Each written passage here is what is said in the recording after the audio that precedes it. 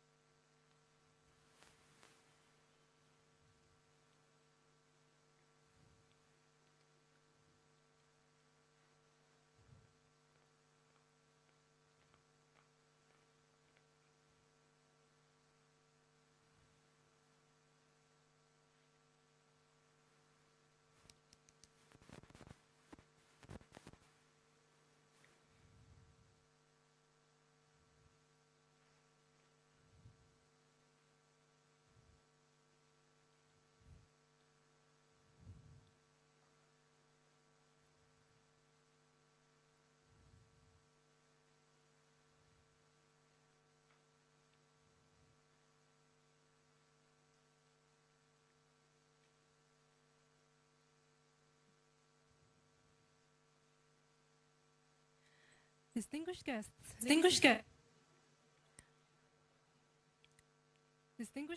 ladies and gentlemen, our video conference will begin shortly. Please double-check your availability status and be ready for the meeting in a few minutes.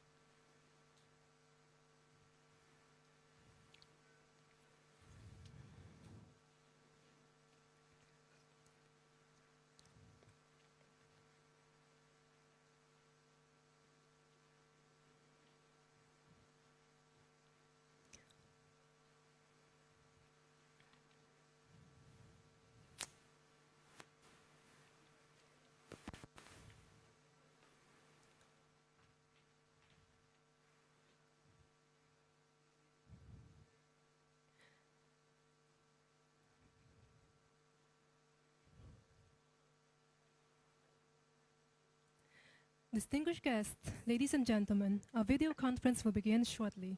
Please double-check your availability status and be ready for the meeting in a few minutes.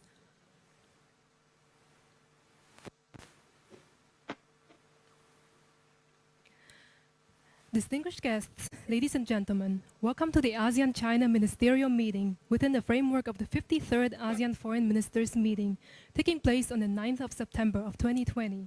Allow me to extend my warmest welcome to all distinguished delegates present today.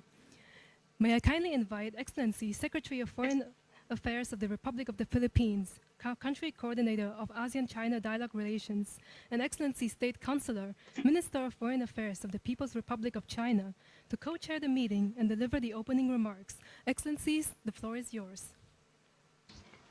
Okay, sir. Mr. Co-Chair, Excellencies, colleagues, it is my honor to co-chair this afternoon's session with His Excellency Wang Yi, State Councilor and Minister of Foreign Affairs of the People's Republic of China. I also wish to extend my thanks to Vietnam for excellently hosting us virtually. Excellencies, ASEAN's relationship with China for almost 3 decades has been dynamic, wide-ranging, and far-reaching. With COVID-19 ravaging the region, this has only strengthened our partnership. We have strived our hardest to mitigate the wide impact of the pandemic in numerous innovative ways. ASEAN and China have enhanced the health sector cooperation since our special foreign ministers meeting on COVID-19 last February. We have made collective efforts in sharing information and best practices, in capacity building across relevant sectors and industries, in the provision of medical supplies and assistance, in supporting the creation of the COVID-19 ASEAN Response Fund, the ASEAN Regional Reserve of Medical Supplies and Equipment, and the ASEAN Center on Public Health Emergencies and Emerging Risks. We thank China for its continued help to ASEAN member states, including the Philippines. With these efforts, we hope to bolster our region's resilience in dealing with the pandemic. Designating 2020 as the ASEAN-China Year of Digital Economic Cooperation has proven auspicious. Now, more than ever, digital technology takes center stage in view of the pandemic. We have harnessed the power of digital technology to provide ICT-enabled responses to COVID-19. The pandemic has digitally overhauled our lifestyles, rendering obsolete how we did most things, making it imperative to do things radically different as we have not on this scale before. We have turned to ICTs for telemedicine consultations, e-commerce, e-learning. ASEAN and China's earnest collaboration is crucial to catalyze digital transformation. Excellencies, the spotlight is on us. We cannot show signs of slowing down. ASEAN and China must continue to enhance our connectivity, especially through implementing the joint statement on synergizing the Master Plan on ASEAN Connectivity 2025 with the Belt and Road Initiative. Excellencies, when it comes to the South China Sea, our collective aspiration to agree on a mutually beneficial, effective, and substantive COC that would contribute to regional peace, security, and stability is in accordance with international law, including the 1982 UNCLOS.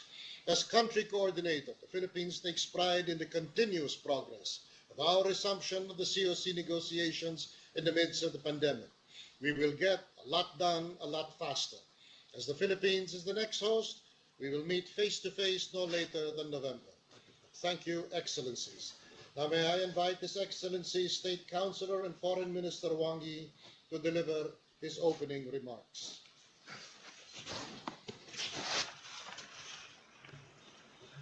My dear friends, I want to thank the Foreign Secretary for his remarks. I am truly happy to see everyone here, albeit on the screen.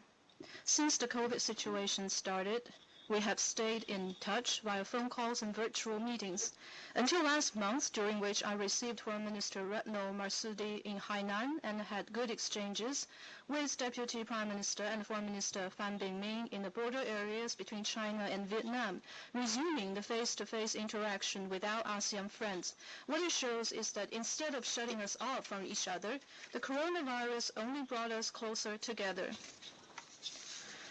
Now we are dealing with once-in-a-century changes and a global pandemic. Countries are under unprecedented pressure and up against challenges never seen before. As close neighbors and good partners, we have supported each other and at the forefront of the global fight against the virus and advancing post-COVID recovery.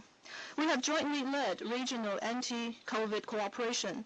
President Xi Jinping and ASEAN countries' leaders had phone calls or exchanged messages to set the direction for our cooperation against COVID-19. Premier Li Keqiang and the leaders of ASEAN countries held special Template 3 summit, and the special ASEAN-China Foreign Ministers meeting on COVID-19 sent out one shared message to the world. By sharing containment experience and therapeutic and diagnostic technologies, we have supported each other and also aided each other with medical supplies and equipment. We have also jointly supported the WHO in playing its statutory role, and we have made contribution to the global public health governance. We have also been working together to deliver a regional economic recovery. We have established fast lanes with Singapore, Myanmar, Cambodia, and Indonesia to accelerate reopening of the economy. We together attended the high-level video conference on Belt and Road international cooperation, and we have reached important consensus of maintaining the momentum of Belt and Road cooperation, enhancing connectivity, to advance cooperation despite COVID-19. From January to July, our trade grew by 6.6%. ASEAN is now China's largest trading partner. And in the first half of this year, China's investment in ASEAN grew by 53% year-on-year. We successfully opened the Year of Digital Economy Cooperation, and we also successfully held events such as the ASEAN-China Forum on Social Development and Poverty Reduction. We are advancing cooperation on various fronts despite the pressure and the challenge of COVID-19, and we enjoy great potential and broad prospects in those areas of cooperation. We are also working together on regional peace and stability. China and ASEAN countries are jointly committed to comprehensive and effective implementation of DOC and exploring flexible ways to advance the COC process. We are seeking to finalize the COC on the basis of consensus building as early as possible, rules that reflect the region's characteristics and suit its reality and needs to effectively uphold the peace and stability of the South China Sea and this region. Dear colleagues, China has made important progress in containing the outbreak and economic development. Our economy returned to positive territory in the second quarter and grew by 3.2%. It became the first country, the first major economy in the world to bounce back from economic contraction. Also, under the new circumstances, China is envisioning a new development picture of leveraging our mega-size market and immense potential of domestic demand, and relying on domestic economy and creating a mutually reinforcing effect between the domestic and international economies. We're also committed to opening up and enhancing the connectedness between the domestic and international economies so that we can drive the world economy to recover through our own recovery. And the ASEAN and its countries will be the first to benefit. This will create new opportunities and drivers for our cooperation. Next year, we will mark the 30th anniversary of our dialogue partnership. At this important juncture, we look forward to further exchanges with you all for a new era of cooperation to begin to keep our region an oasis of peace and a promising land for development. Thank you.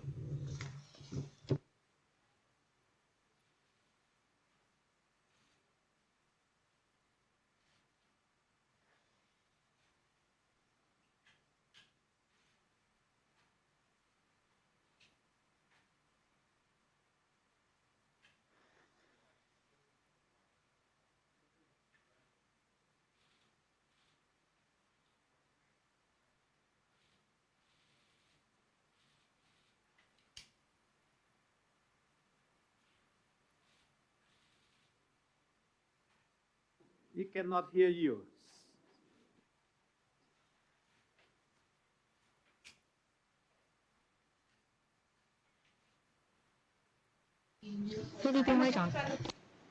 Okay. Thank you, Your Excellency. We will now proceed to the next items on the agenda.